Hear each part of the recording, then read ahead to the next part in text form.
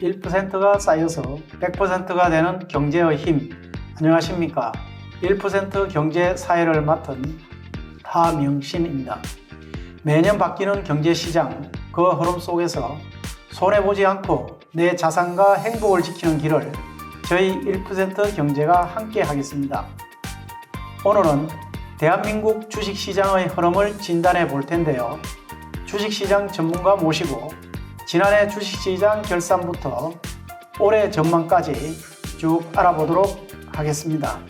오늘 전문가 두 분을 모셨습니다. 김순호 교수님, 각자 소개 간단히 좀 부탁드리겠습니다. 네, 안녕하십니까. 부경대학교 경영학부 김순호 교수입니다. 네, 김채영 박사님, 간단히 소개 좀 부탁드리겠습니다. 안녕하십니까. 저는 한국거래소 김채현 연구위원입니다. 예, 그럼 먼저 지난해 우리 코스피는 2600선을 돌파하며 마무리됐습니다. 자, 이와 관련해서 2023년 주식시장을 먼저 좀 총평을 해보고자 합니다. 김순호 교수님, 2023년 주식시장을 간단히 좀 총평 좀 부탁드리겠습니다. 네, 2023년은 상당히 이제 변동성이 강했던 해였다라고 그렇게 총평을 하고 싶습니다. 하방 압력으로는 정치적인 혹은 전쟁 이슈들, 우크라이나와 러시아 전쟁, 그 다음에 이제 양안 간의 갈등 관계, 이런 것들로 인해서 공급 측에서의 어떤 시장을 누르는 그런 하방 압력이 좀 있었고요.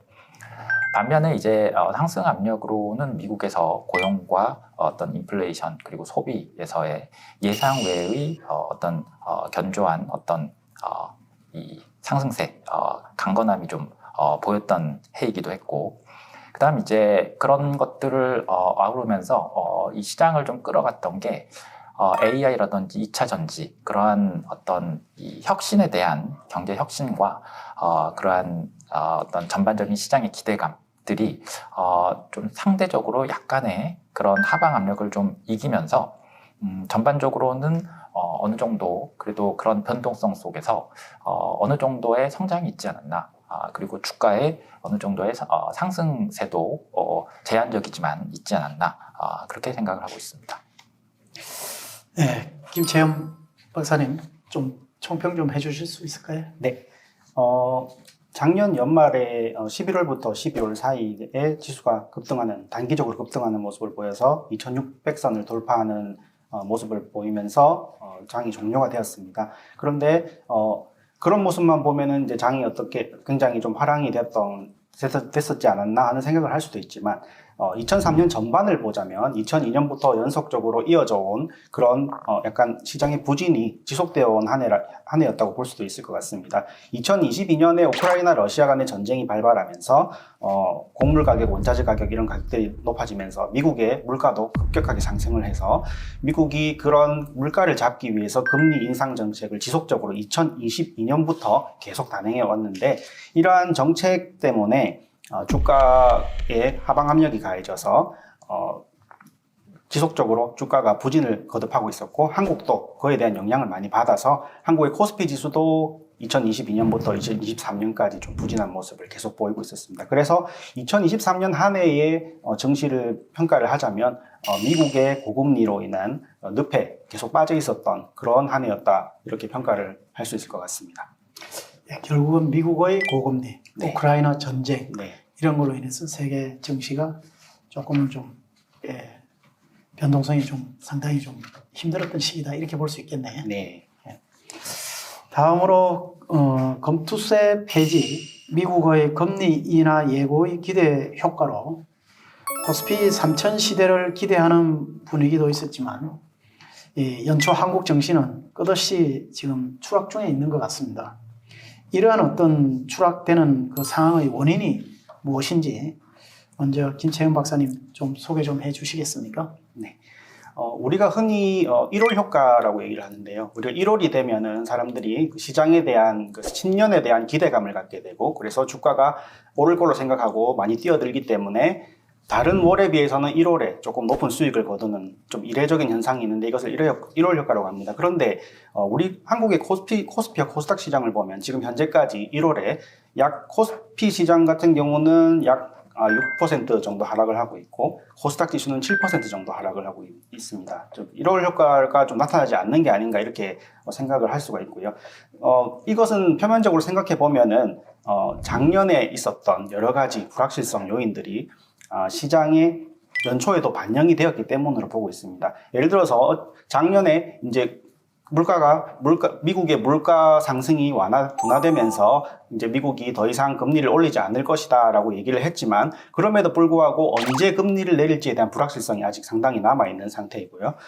그렇기 때문에 그런 부분에 대해서 시장이 좀 불확실성이 있다는 점을 시장의 이제 평가가 그렇게 됐을 것이고 또 우크라이나 러시아 전쟁이 엎친 데 덮친 격으로 작년 10월에 이스라엘과 하마스 간의 분쟁이 발생하면서 이런 부분이 좀 더 심화가 된다면 앞으로 외부 불확실성이 더 높아져서 기업의 공급망이나 환율 이런 부분은 환손실로 인해서 기업이 손실을 보게 될 수 있고 주가에 나쁜 영향을 미칠 수 있다라는 부정적인 어떤 그 전망이 반영이 된 이런 결과로 생각이 됩니다. 예, 김순호 교수님은 현재의 이 추락 원인을 어떤 입장에서 보시고 계시는지요? 경제와 어떤 기업의 가치에 대한 비관적인 사람들의 어떤 평가가 일단 가장 근본적인 원인이라고 생각을 합니다. 미국하고 일본 같은 경우에는 반면에 굉장히 닷컴 버블을 연상케 할 정도로 상승을 하고 있는 반면에 중국하고 우리나라 같은 경우는 현재 굉장히 좀 부진한 연초부터 부진한 그러한 양상을 띠고 있거든요. 그 이유에 대해서 여러 분석들을 제가 좀 보니까 연말에 상당한 국내 증시에서 랠리가 있었는데 상승이 있었는데 그거에 대한 차익 실현이다 이렇게 보는 관점이 있고 그다음 또 이제 기업 실적이 예상 외로 2023년도 4분기 실적을 발표하면서 실적 개선에 대한 기대감이 좀 약화됐다. 이렇게 이제 보는 관점도 있고 마지막으로 금리 인하에 대해서 미국 금리 인하에 대해서 상반기 중에 상반기에도 좀 아주 빠르게 조기 금리 인하에 대한 기대가 있었는데 그게 약간 이제 매파적인 어떤 발언들이 있으면서 조기 금리 인하에 대한 기대가 좀 약화됐다 이렇게도 보는 관점이 있고 그런데 이제 현재 우리나라에서 일단 반도체에 있어서 회복이 기대가 되고 있지만 반도체에서의 기대감에 약간의 비관적인 전망도 있을 수 있고 여러 가지 이제 이유들이 있을 수 있지만 아주 근본적으로는 한국 경제에 대한 일단 투자자들의 어떤 경제 자체에 대한 약간은 상대적으로 비관적인 전망 그리고 이제 기업의 실적에 대한 가치에 대한 비관적인 전망 이게 현재로서는 가장 크다고 보여집니다. 이걸 이제 어떻게 해결을 할 거냐? 강제적인 어떤 증시 부양을 통해서 해결할 수 있는 부분은 아니라고 생각이 됩니다. 금투세 폐지, 상속세 완화, 여러 가지 방안들 혹은 공매도 금지 이런 저런 정책들을 해볼 수는 있지만 이런 것들은 근본적으로 경제 주체들의 경제 전망 자체에 대한 경제 자체에 대한 어떤 전망을 바꿀 수는 없거든요. 근데 가장 강한 동력인 경제에 대한 어떤 낙관적이고 긍정적인 그러한 전망이 필요한데 현재는 그게 좀 부족하다 라고 현재 생각이 납니다. 결국은 우리가 1월 효과 코스피나 코스닥의 예상보다 기대했건보다는 좀 저조하게 나타나는데 이것이 금리 인하도 나타나고 있지 않고 네네. 기업의 실적의 저조 네네. 이런 걸로 인해서 네네. 1월 효과는 나타나지 않았다 이렇게 좀 정리가 가능하겠네. 네네 그렇게 볼 수 있을 것 같습니다. 네. 그런데 이웃 일본의 경우를 보면 네네. 약 34년 만에 최고치를 경신했고 금년부터 니케이 지수도 고공행진을 하고 있는 것으로 나타나고 있습니다. 국내 투자자들도 일본 주식 쇼핑에 나서고 있는 상황인데 이러한 상황이 우리 국내 주식시장에 어떤 영향을 미칠 것으로 보고 계시는지요? 김순호 교수님. 일단 일본 경제가 회복하고 있고 그 이유에 대해서 외국의 자본 유입이 좀 본격화되었다. 상대적으로 중국 시장이 부진하면서 그쪽으로 갈 자금들이 빠져나와서 일본을 이제 대안적인 시장으로 본다 이런 견해도 있고 우리 경제에 미칠 영향은 일단 현재로 봐서는 제한적일 거라고 봅니다. 국내 시장의 투자자들이 본격적으로 일본 증시로 빠져나간다든지 자금이 좀 유출되고 있다, 대규모로 유출되고 있다 이 정도의 어떤 징후는 현재 볼만한 근거들이 없는 것으로 그렇게 보여지고 있거든요. 다만 이제 아쉬운 점은 아까도 말씀드렸지만 경제 자체에 대한 한국 경제 자체에 대한 투자자들의 어떤 전망이 현재 이 증시를 좀 끌어올리기 위해서는 미국에서는 이제 M7이라고 매그니피센트 7이라고 7개의 주요 혁신 기업들 뭐 애플이라든지 아니면 아마존이라든지 뭐 마이크로소프트, 테슬라, 그다음 메타 이런 등등의 7개 기업이 사실상 미국 증시를 끌어올리고 있는 핵심적인 주인공 역할을 하고 있고 일본도 마찬가지로 그러한 혁신이 기반이 돼서 그러한 전망이 좀 경제에 대한 낙관적인 전망이 있는데 우리 경제는 그런 게 없다는 게 그게 좀 아쉬운 점인 것 같습니다. 그래서 영향 관점에서는 일본 증시가 오른다고 해서 우리 투자자들이 그쪽으로 대규모로 이탈할 거다. 이러한 예상을 하기는 예상을 하기는 좀 어렵지만 경제 자체에 대한 전망을 어떻게든 한국의 여러 가지 정책적인 혁신이든 기업들의 어떤 실적에 대한 기대가 좀 높아져서 경제 자체에 대한 기업에 대한 전망이 좀 끌어올리는 그러한 노력이 좀 필요하지 않나라고 생각이 됩니다. 네, 김채영 박사님, 김 교수님은 우리나라의 영향은 좀 제한적일 것이다 이렇게 보고 있는데 김 박사님은 어떤 입장으로 좀 보시고 계시나요? 네. 저도 김순호 교수님께서 말씀하신 거와 마찬가지로 영향이 제한적이라는 거라는 자체에는 저도 동의를 합니다.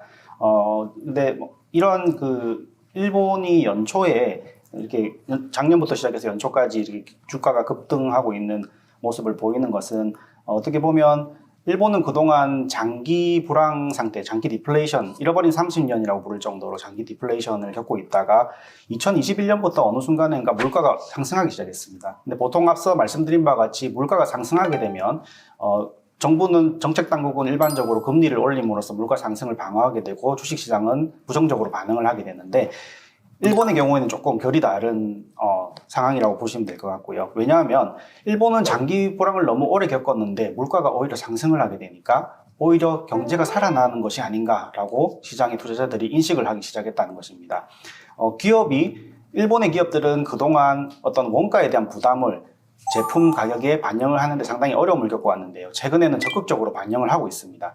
그래서 반영을 하게 되니까 투자자들이 보기에는 기업들이 이제 수익도 더 많이 상승하는 거 아닌가? 경제가 살아나는 거 아닌가? 이제 주식시장에 투자를 해도 되겠네? 이런 생각을 가지게 되고 투자를 많이 함으로써 유동성이 유입이 되고 증시가 상승하는 현상을 보이고 있습니다. 근데 앞으로 이런 상승세가 지속될 것인가에 대해서 생각을 해보면 물가가 계속 상승하게 되면 일본 정책 당국도 어쩔 수 없이 금리를 상승시킬 수밖에 없습니다. 그래서 작년에 12월에 보면은 앞으로 우리가 일본 정부가 발표를 하기는 일본 중앙은행이 발표를 하기로는 금리를 이제 기존의 제로금리 정책에서 탈피해서 금리를 올릴 수 있을 것이라는 시그널을 좀 줬습니다. 그럼에도 불구하고 앞으로 금리가 어떻게 변화할지는 알 수는 없는 상황이지만 그럴 경우에는 만약에 그런 경우가 발생한다면 이제 일본 증시에는 부정적인 영향을 미치게 될 것이고 한편으로는 올해 초에 또 일본에서 큰 지진이 발생했는데 그 때문에 일본에서는 이제 그런 걱정이 있습니다. 또 경제에 부정적인 영향을 미치지 않겠는가. 또 그런 것 때문에 일본 중앙은행이 금리를 높이는 정책을 조금 연기시킬 수 있다는 그런 전망도 나오고 있어서 그런 측면에서 볼 때 금리 인상 지연은 또 증시에 긍정적인 영향을 미칠 수 있습니다. 상당히 제한적일 수는 있지만 만약에 지금 우리 증시가 지금 연초에 지나치게 조금 부진한 상황이고 상대적으로 미국 증시하고 일본 증시는 상대적으로 상당히 니케이 지수라든지 S&P 500 지수는 상당히 급등하고 있는 모습을 보이고 있는데, 그렇게 되면 상대적으로 우리 증시에 투자하던 자금이 조금 우리 증시에 대한 매력을 잃게 되고 상대적으로 외국 증시로 흘러나가게 되면은 우리 증시에 조금 부정적인 영향을 미칠 수 있는 그런 리스크도 있다는 것 정도는 한번 생각을 해볼 필요는 있을 것 같습니다. 그렇다면 실제로 일본이 이렇게 고공행진을 한다면 네. 국내의 투자자들 중에서도 네. 소위 말하는 우리 개인, 네. 개미 군단이라고 있지 않습니까? 네. 이런 개미 군단들도 일본의 투자를 실제적으로 적극적으로 참여하고 있는 상황인가요? 그렇지는 않은 걸로 알고 있지만 그래도 외국인 투자자들도 한국의 증시에 투자를 많이 하고 있는 사람들이 있지 않습니까? 예. 그런 사람들이 이제 한국에 대한 매력을 잃고 빠져나가게 되면 상당히 한국 증시에도 영향을 미칠 수 있는 리스크도 있다고 생각이 됩니다. 예, 알겠습니다. 우리나라의 정시가 상당히 어려움을 겪고 있다 보니 정부는 정시 부양책으로 상속세 완화 등과 같은 세제 개편안을 내놓고 있는 상황입니다. 자, 정부는 이 외에도 여러 가지 정책들을 제시하고 있는데 그 정책들이 어떠한 것들이 있고 이 정책들이 줄 수 있는 기대 효과는 어떤 것이 있는지 김순호 교수님 좀 부탁드리겠습니다. 일단 정부는 공매도를 작년 11월에 2024년 6월까지 일단 공매도를 전면 금지한다, 이런 정책을 내놓기도 했고요. 그 다음에 이제 그 외 다른 부양책 패키지로 주식 양도세를 납부하는 대주주 기준을 10억 원에서 50억 원으로 대폭 상향 조정하기도 했고, 그 다음 올해 1월 2일 2025년부터 금융투자소득세를 또 폐지한다, 이러한 정책도 내놨습니다. 근데 이제 이러한 정책들이 전반적으로 증시에 전반적으로 이 장기적인 영향을 주지 못하고 단기적으로만 작게 영향을 주거나 거의 제한적으로 영향을 거의 미치지 않거나 이러한 인위적인 증시 부양책들이 사실 시장에 큰 반응을 이끌어내지 못했습니다. 그 이유는 아마도 시장의 움직임은 근본적으로 경제와 어떤 성장에 대한 전망, 투자자들의 전망에 의해서 가장 근본적으로 결정되기 때문일 것입니다. 미국 같은 경우에 증시가 큰 폭으로 연초부터 큰 폭으로 상승하고 있는 이유는 이 경제 전체를 이끌어가는 어떤 혁신에 대한 기대감이 있거든요. 혁신을 이끌어가고 있는 뭐 테슬라라든지 뭐 M7이라고 부르는 7개의 기업들, 그 기업들이 A라든지 2차전지라든지 그러한 경제의 근본과 체질 자체를 바꾸면서 혁신을 이끌어가는 기업들이 존재하기 때문에 그러한 기업들이 경제 전체를 대한 어떤 낙관적인 투자자들의 전망을 이끌어내고 있기 때문이거든요. 우리나라는 그게 현재 근본적인 혁신을 이끌어내는 기업들이 있지만 또 가장 우리나라는 반도체에 영향을 받다 보니까 현재 그 반도체에 대한 어떤 이 사이클이 아직 본격적으로 돌아오지 않은 그런 부분이 있고, 그래서 이 증시 부양을 위한 해결책은 가장 근원적으로 시장에 대한 여러 가지 미시적인 정책들보다 성장 잠재력 자체를 높이는 근본적인 정책들이 좀 필요할 거다라고 생각이 됩니다. 그래서 경제 혁신을 이끌어내는 여러 가지 R&D에 대한 보다 더 많은 투자들과 기업가들이 기업가 정신을 발휘할 수 있는 그런 환경들을 조성해주는 그러한 법적 제도적인 여건들을 마련해주고, 그렇게 해서 자본이 더 국내외 자본들이 한국에 더 유입될 수 있는 그러한 부분들이 필요할 것이고요. 그리고 이제 이 기업들이 이제 혁신을 일으킬 수 있는 그러한 여건들이 필요할 것이고, 그 과정에서 이제 보통 이 전문가들은 투명성을 또 대표적으로 하나 내세우기도 합니다. 기업 지배구조에 대한 어떤 개선이라든지 이런 것들을 좀 내세우면 투자자들이 안심하고 투자를 할 수 있게끔 그러한 제도적인 여건을 마련해 주는 것도 필요하다. 이렇게 볼 수 있겠습니다. 예, 실제 주식을 투자하는 그 시민들이나 또 일부 또 이 노년층이랄까요? 이런 쪽에서는 공매도에 대한 정확한 이해가 좀 뭐 부족한 경우도 있을 거라고 좀 생각이 되는데, 네네. 공매도는 어떠한 것인지 좀 더 좀 기본적인 개념을 좀 설명해 주실 수 있나요? 네. 공매도라고 하는 그 공짜가 빌공짜입니다. 그래서 이제 주식을 없는데 팔 수 있도록 그렇게 국가에서 시장 제도를 마련해 놓은 그러한 제도다라고 볼 수 있습니다. 그러면 흔히 생각하기로 주식을 가지고 있지 않은데 왜 빌려서 이제 보통 이제 우리나라 같은 경우는 대주거래나 대차거래 형태로 빌려서 팔고 나서 그 다음 나중에 주식으로 되갚을 수 있게끔 그렇게 만들어놨는데 그러면 왜 없는 걸 팔 수 있도록 만들어놨냐? 그건 시장의 가격이라고 하는 게 모든 정보를 반영해서 신속 정확하게 가격은 어떤 신호등 역할을 해야 되거든요. 파란불일 때 파란불이어야 되고 빨간불이어야 때 빨간불이어야 됩니다. 가격이 10,000원짜리면 펀더멘탈도 10,000원짜리여야 됩니다. 가격이 우리 눈에 보이는 가격이 10,000원인데 시장에서 거래되고 있는 건 20,000원이라든지 혹은 5,000원이라든지 그러면 자원부분에 엄청난 왜곡이 생기게 됩니다.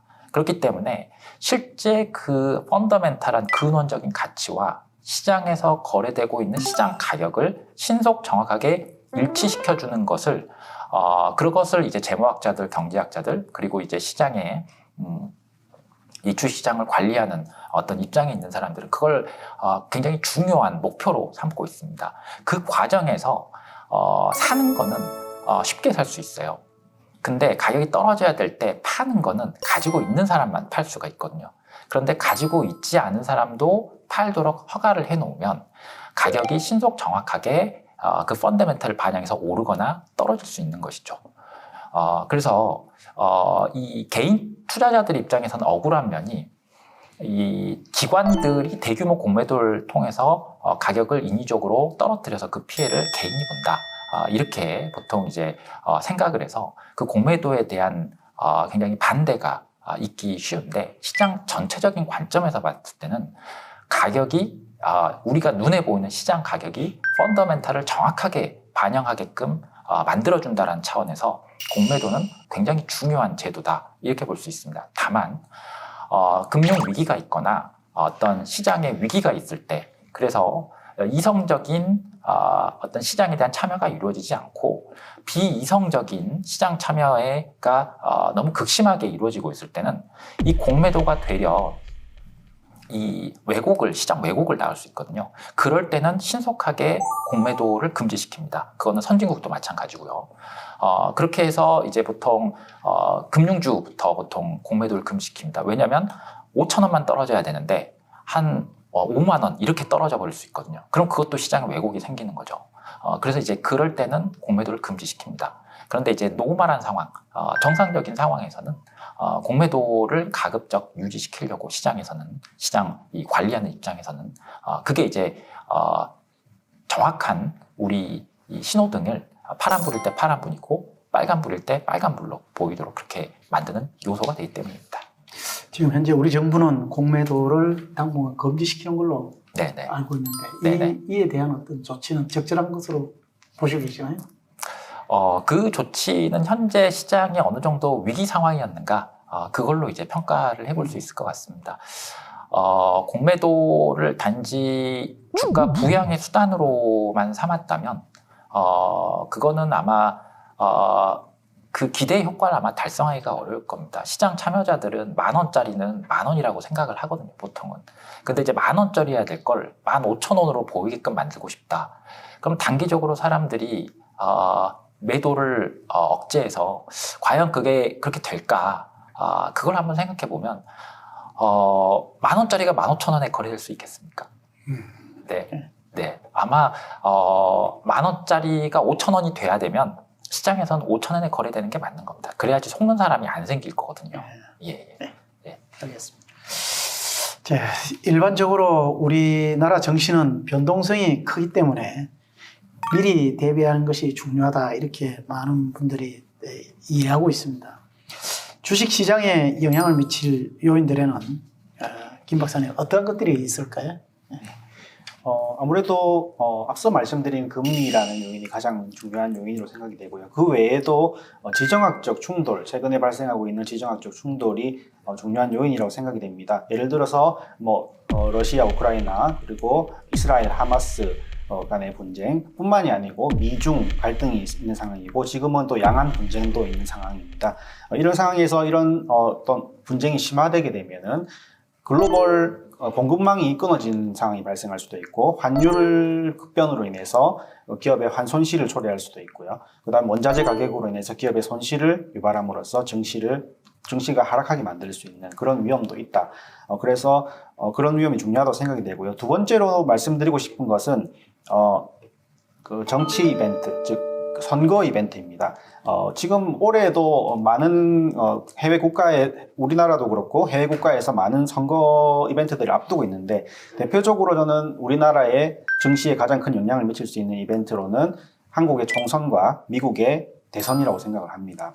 그래서 과거에 이런 이벤트들이 발생할 때 살펴보면은 경제정책 불확실성 지수라는 지수가 있는데 이 지수의 변화를 살펴보면 미국 대선, 과거에 미국 대선이 발생할 때 있었던 지수를 살펴보면 보통 11월에 대선이 이루어지는데 평균적으로 볼 때 9월부터 11월 사이에 경제정책 불확실성 지수가 급등하는 모습을 보여줬었고요. 그 다음에 11월에 대선이 끝나고 나면 다시 급락하는 모습을 보여주고 있었습니다. 이 경제정책 불확실성이 상승한다는 것은 결국은 시장의 변동성이 높아진다는 얘기거든요.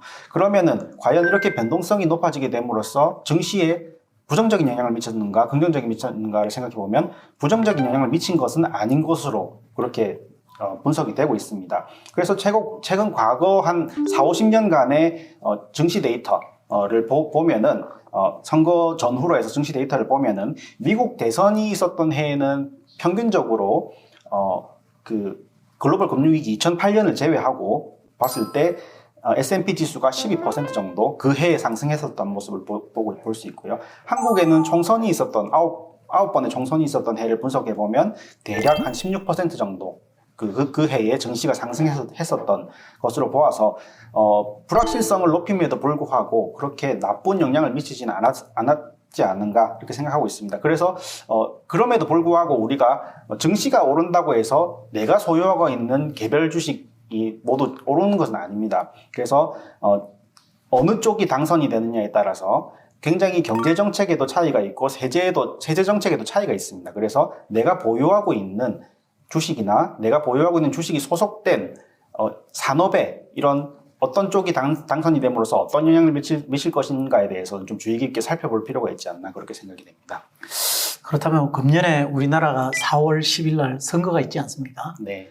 이 상황에서도 선거 이벤트가 어떤 주시장에 영향을 미치는 주요 요인으로 제시를 하고 계시는데 네. 그 상황이 되면 우리나라의 증시가 좀 더 하락이 될 수 있는 어떤 계기가 될 수 있을까요? 네, 과거의 데이터를 기반으로 해서 말씀드리면은 평균적으로 올랐던 것처럼 한 16% 정도 주식이 오를 수 있는 하나의 요인이 될 수는 있지만 그래도 워낙 복합적인 요인이 많기 때문에 어떻게 될지는 좀 더 지켜봐야 될 것 같습니다. 네.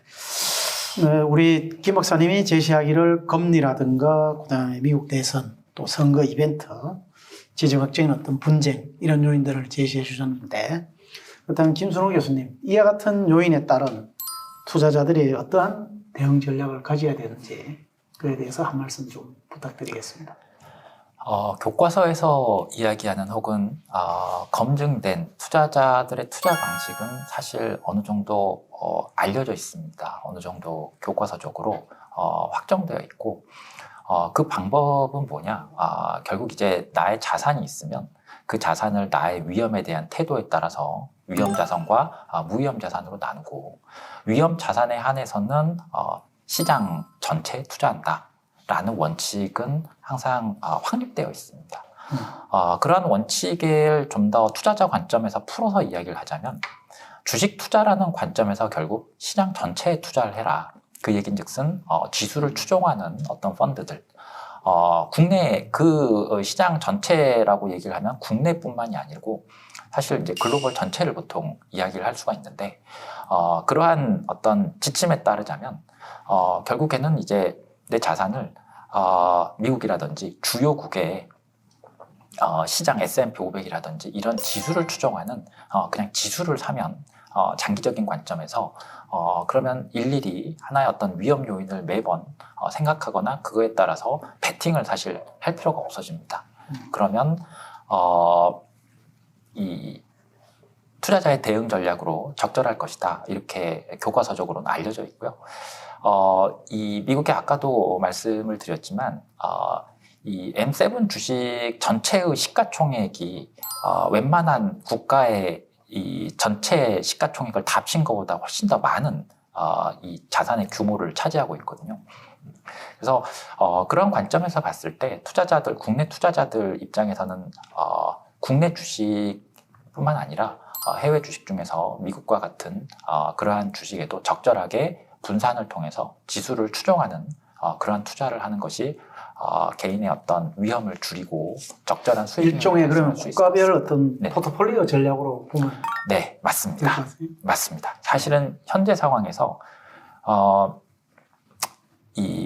물론 국내 경제 전체적으로 보면 자본이 유출된다는 측면에서의 어떤 이 위험도가 있고 이 문제가 있을 수 있지만 개인의 입장에서 투자자 개인의 전략으로서 봤을 때는 이제 분산 투자를 국내에 한정해서는 안 된다. 그건 이제 너무 자명한 사실입니다. 해외 쪽으로 또 당연히 눈을 돌려야 되고 그 관점에서 봤을 때 가장 큰 자산을 차지하고 있는 미국 시장 혹은 이제 몇몇 주요 선진국 시장들 그 중에서 혁신을 이끌어가고 있는 기업들이 많이 어느 정도 적절하게 포진되어 있는 그러한 지수, 그러한 펀드를 따라가는 것이 적절할 것이다. 이렇게 볼 수 있습니다. 예. 마지막으로 2024년 국내외 주식 시장 전망에 대해서 좀 한마디 말씀 좀 부탁드리겠습니다. 김 박사님. 네. 최근에 작년 말부터 시작해서 올해 초까지 우리 한국의 증권사들이 내놓는 보고서들을 쭉 한번 검토해 본 결과에 따르면 기술적 분석과 기본적 분석에 근거해서 코스피 올해 2024년 한 해 코스피 지수의 전망을 내놓은 것을 보면 2,200포인트 정도가 지지선이 될 것으로 예상을 하고 있고 만약에 급등을 한다면 2,800, 700에서 800 정도가 약간 상단의 저항선이 될 것으로 그렇게 보고 있고 일부 증권사들은 3,000이 넘을 것이다 라고 예측을 하는 곳들도 있습니다.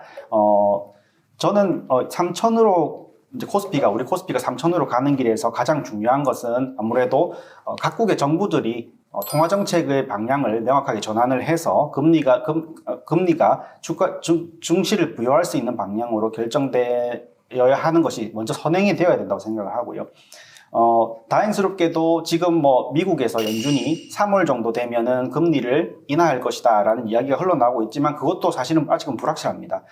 그래도 보통 시장에서 지금 보는 바에 따르면 한 2분기 정도가 되면은 미국과 유로존 모두 금리를 하락을 시작하지 않을까 그렇게 보고 있고 그때가 되면은 좀 우리 증시에도 훈풍이 불어오지 않을까 생각이 됐는데 그래서 저는 처음으로 금리 인하가 단행되는 시점을 좀 유의 깊게 살펴봐야 된다고 생각합니다. 하지만 리스크도 여전히 존재를 하는데요. 상황이 어떻게 급변하게 변할지를 모르고 또 연준이 금리를 내릴 거라고 얘기를 했지만 내리지 않을 수도 있습니다. 그래서 갑자기 태도를 바꿔버릴 수도 있는 문제이기 때문에 소극적인 태도를 보일 경우에는 또 증시에 악재로 작용할 수가 있습니다. 그리고 말씀드린 바와 같은 지정학적 문제들이 더 심화가 될 수 있는 소지도 충분히 있기 때문에 이럴 경우에는 증시에 부정적인 영향을 미칠 수 있고 선거 결과에 따른 어떤 세제 변화라든지 이런 것도 조금 관심 있게 지켜봐야 할 것 같습니다. 그리고 지나치게 좀 낙관적인 전망을 하거나 지나치게 부정적인 전망을 하기보다는 편향을 경계하고 리스크를 관리하는 방향으로 말씀하신 바와 같이 포트폴리오 전략을 통해서 위험을 분산시키는 투자를 많이 하는 것이 좋다고 생각하시고 아까 말씀하셨듯이 외국 투자도 요즘에는 훨씬 더 쉬워졌습니다. 그래서 외국 투자도 증권사를 통해서 24시간 미국의 주식도 사고 팔 수 있는 그런 시대가 됐기 때문에 적극적으로 포트폴리오를 구축을 해서 위험을 관리를 하시는 전략이 좋지 않나 생각합니다. 코스피 지수 최하 2,200, 맥시멈 3,000. 지금 현재 증권사들은 그렇게 보고 있는 것 같습니다. 네. 우리 김순호 교수님 어떤 입장이신가요? 사실 이 연구를 하는 입장에서 이 전망이라고 하는 건 사실 주사위 던지는 거랑 사실 똑같거든요. 주사위가 1이 나올 확률은 구할 수 있지만 과연 다음번 주사위를 던질 때 뭐가 나올 거냐 이렇게 물어보면 사실 답변하기가 상당히 어렵습니다. 그래서 많은 전망들이 있지만 투자자들 관점에서 그러한 전망들을 그냥 참고만 하시는 정도가 저는 바람직하지 않나 싶고, 이 경제의 어떤 향방에서 가장 결정적인 영향을 미치는 건 현재로서는 미국의 어떤 인플레이션에 대한 어떤 전망, 그리고 인플레이션 어느 정도 잡히고 있는가, 그거에 따라서 금리 인하 시기가 어느 정도 될 거고 어느 정도 유지될 거냐, 그 플러스 이제 양안 간의 지정학적인 리스크, 그다음에 이제 전쟁, 그리고 이제 그런 것들을 모두 이제 아우르는 어떤 혁신에 대한 어떤 AI라든지 그런 이 전망들, 그런 것들이 다 있는데, 그런 것들을 일일이 계산을 해서 어떤 거는 누를 거고 어떤 거는 올릴 거고, 사실 그게 계산을 한들 어떤 의미가 있는가, 사실 저는 이제 그런 생각이 듭니다. 그럼 투자자는 도대체 어떻게 하라는 얘기냐? 투자자 입장에서는 오르는데 베팅할 거냐, 떨어지는데 베팅할 거냐, 이렇게 묻는다면 그렇게 베팅하지 마시고 적절한 자산을 분산 투자를 하시고 장기적으로 쭉 놓고 보시면, 그러면 크게 실패는 역사적으로 봤을 때 크게 없었다. 역사적으로 봤을 때 지수에 투자해서 장기를 투자를 했을 때 크게 실패를 한 적이 없다. 요건 이제 제가 한 가지 일화를 워런 버핏이 이제 헤지펀드 사장하고 내기를 했어요. 10년에 걸친 내기를 했는데, 워런 버핏은 정작 분산 투자를 하지 않는 사람입니다. 그 사람은 가지고 있는 보유 포트폴리오 보면 몰빵 투자를 하는 그러한 투자를 하는데, 정작 베팅은 지수를 사라, 투자자들은 지수를 사라, 이렇게 내기를 했고, 헤지펀드 사장은 대표적으로 오를 만한 주식에 베팅을 하는 그러한 투자를 하는 사람입니다. 이 사람은 우리가 잘한다, 지수보다 그걸 우리가 셀렉션, 이렇게 피킹과 어떤 타이밍을 맞추는, 오를 만한 주식은 우리는 분석을 통해서 잘한다 라고 주장을 하는 사람입니다. 10년에 걸친 내기를 했는데 그게 누가 이겼냐면요, 그게 오래되진 않았습니다. 워런 버핏이 이겼습니다. 지수가 훨씬 더 높은 수익률을 달성을 했어요. 그래서 결국 전망을 하고 오를 만한 요인, 떨어질 만한 요인, 이런 것들을 많이 분석을 하는데, 그렇게 해서 베팅을 해서 어떤 특정 주식을 사서 일확천금을 누리기를 바라지만, 사실 그렇게 해서는 오를 것에 대한 기대만큼이나 폭락해서 돈을 잃을 각오도 사실 해야 하거든요. 그런 어떤 위험들을 교과서에서는 가르치지 않습니다. 그렇게 하지 말고 적절하게 분산 투자를 해라. 그러면 시기에 따라서 좀 부침은 있겠지만 좀 더 길게 놓고 봤을 때 상당히 평균적으로 봤을 때 어느 정도의 수익률을 달성할 수 있었을 것이다. 적절한 수익률을 달성할 수 있었을 것이다. 물론 이제 시기에 따라서 좀 부침은 있습니다. 근데 이제 교과서대로 투자하는 것이 맞다. 저는 그렇게 생각합니다. 요약을 하면 장기적으로 네. 적절하게 분산 분산을 투자를 해서 인내를 가지라, 네네. 이렇게 정리할 수 있겠습니다. 네. 대한민국 경제의 흐름을 알려드리는 1% 경제, 오늘은 여기까지 듣겠습니다. 다음 시간에도 내 자산을 지키는 유용한 경제 소식으로 찾아오겠습니다. 시청해 주셔서 감사합니다.